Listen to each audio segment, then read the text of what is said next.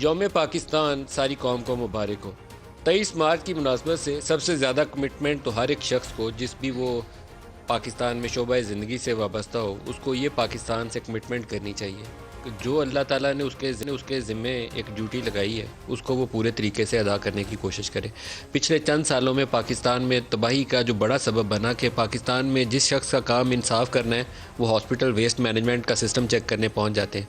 जिसका काम एग्जेक्टिव है, उसने डिलीवर करना है, वो कुछ और कर रहा होता है। जिसका काम सिक्योरिटी है, वो सिक्योरिटी की बजाय एग्जेक्टिव की डोमेन देख रहा होता है कि मामलात हुकूमत आने। ये चीज़ें बहुत सी और मिसालें दे सकता हूँ कि धरने कैसे आए, कैसे गए, हुकूमतें कैसे आईं, कैसे पलटी, जमहूरियत के नारे लगा के रात को मुलाकात करने कैसे कहाँ पहुँचते थे।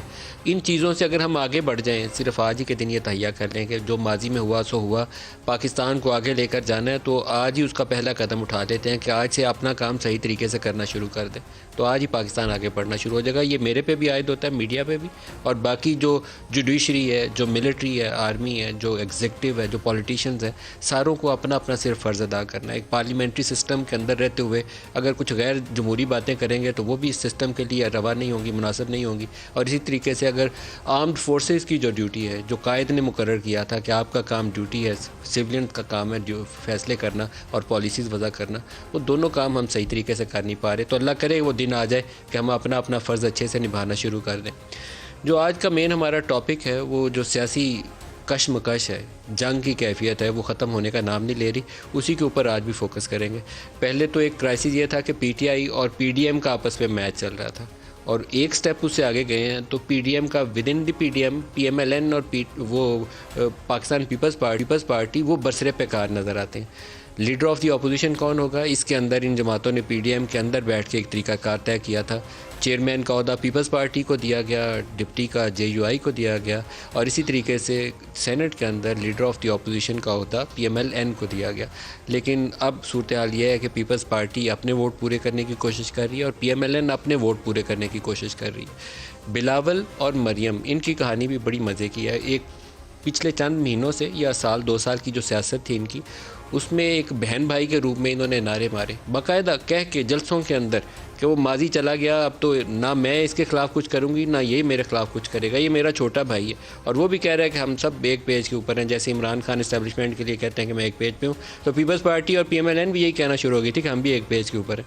लेकिन वो एक पेज को बदलते हुए आखिरी सिर्फ पीडीएम मीटिंग में आसिफ अली जरदारी के चंद एक जुमले थे कि मैं तो इस्टेब्लिशमेंट के ख़िलाफ़ लड़ने पर तैयार नहीं हूँ, अगर आपको इनकलाब लाना है नवाज शरीफ साहब तो पाकिस्तान आए, इकट्ठे जेल जाते हैं, फिर ये सारी चीज़ें करनी बाकी जो आप कह रहे हैं वो मुमकिन हो जाएंगे। उस दिन से ये सारा एक पेज ख़त्म हो गया। कुछ हमने चीज़ें इकट्ठी की हैं। मरियम नवाज़ और बिलावल जो बहन भाई एक दूसरे को कहते थे, सबसे पहले तो वही मेरे ख्याल में याद दहानी के लिए, क्योंकि इतनी दफ़ा इन्होंने जलसों में ये चीज़ें दोहराई थी। सिर्फ चंद एक हमने इकट्ठी की हैं, देखिएगा क्या कहते हैं। बिलावल बिलावल बिलावल और बिलावल मेरा भाई बिलावल भुट्टो जरदारी, बिलावल मुझे अपनी बड़ी बहन की तरह रिस्पेक्ट देता है। हम सब एक हैं। हम एक दूसरे की तस्दीक नहीं करेंगे। क्यों बिलावल? बहन भाई का ऐसा रिश्ता बन गया था जो आज मैं और बिलावल निभा रहे हैं। हम सब एक हैं।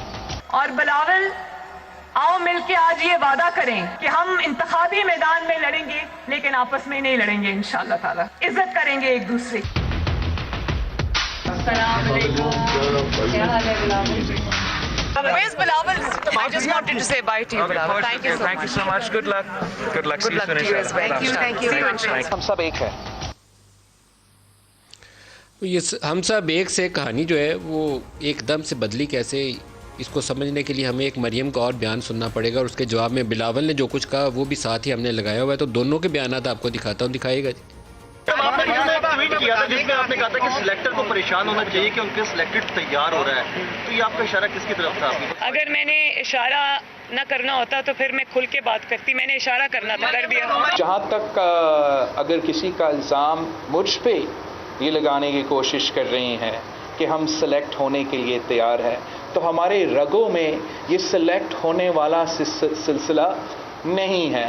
लाहौर से कोई दूसरा सियासी ख़ानदान है जिसमें ये माजी उनका तो रहा है। पीडीएम में लड़ाई हो गई है। पीडीएम में लड़ाई हो गई है। पीपल्स पार्टी और पीएमएलएन इन दोनों ने प्राइम मिनिस्टर इमरान खान के लिए सिलेक्टेड और इस्टेब्लिशमेंट के लिए सिलेक्टर्स का लफ्ज़ वो इन सियासी जलसों में मुतारफ़ करवाया था, और अब वही सिलेक्टेड मरियम ने इस्तेमाल किया है बिलावल के लिए, क्योंकि बज़ाहिर एक तासुर मौजूद है सियासी हलकों में, ख़ास तौर पर नून लीग के अंदर और JUIF के अंदर, कि पीपल्स पार्टी ने बड़ी तगड़ी किस्म की जफ्फी डाली हुई है इस्टेब्लिशमेंट को, और वो किसी सूरत उसको छोड़ेंगे नहीं। फ़ायदा वो उसका ये गिनवाते हैं कि जो इनके ऊपर फेक अकाउंट्स का केस था, कोई 150 अरब का, बशीर मेमन साहब ने तगड़ी किस्म की इतनी मोटी इंक्वायरी रिपोर्ट तैयार की थी, वो खुखाते चले जाएगा। इनकी ज़मानतें वानतें इनकी भी हो गई, फ़रियाल तारपुर की भी हो गई, और ओमनी ग्रुप जो है वो प्ली बार्गेन करने में कामयाब हो जाएगा, और यहाँ से इनको एक सांस लेने की गुंजाइश मिल जाएगी। सिंध हुकूमत उनके पास मौजूद है, सेंटर में तगड़ी उनके पास एक पोजीशन है, जो बाज़ लोगों का ख्याल ये है कि जितनी ताकत इनकी थी उससे ज़्यादा सीटें इनके पास हैं, तो वो क्यों खुदकुशी करेंगे कि ये सीटें छोड़कर मैदान में आना पसंद करें, वो नहीं करेंगे।